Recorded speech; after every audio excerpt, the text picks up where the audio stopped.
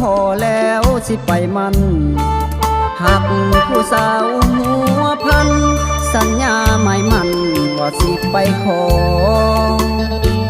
ผู้บ่าวขมวนบ่รบกวนบอกให้น้องรอย่านแต่สาวหัวพันนี่นอตัวให้อายรอนั่งกินน้ำตาหอดมือนัดหมายขี่รถเมล์ไปหวังมาขอมันย่านแต่สาวหัวพันจอมขวัญนั้นคิดลืมลาน้องนางลืมอายมีแฟนใหม่เข้าสู่วิวาแค่คนลังไหลกันมาอายเสร็จน้ำตากลับมาขมวนน้ำตาไหลนองหอบเครื่องของกลับคืนเมื่อบ้าน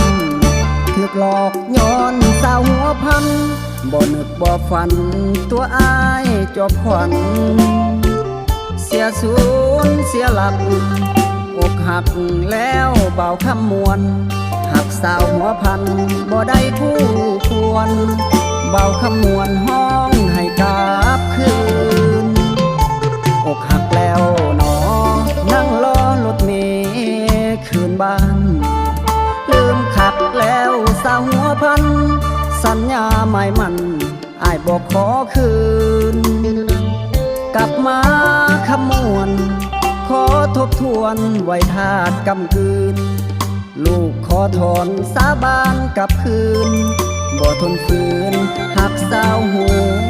วพัน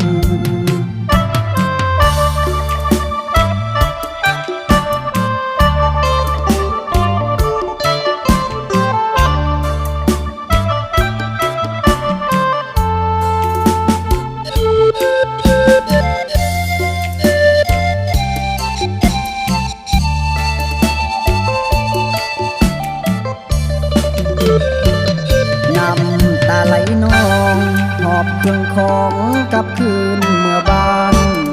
ถูกหลอกย้อนสาวหัวพันบ่นึกบ่ฝัน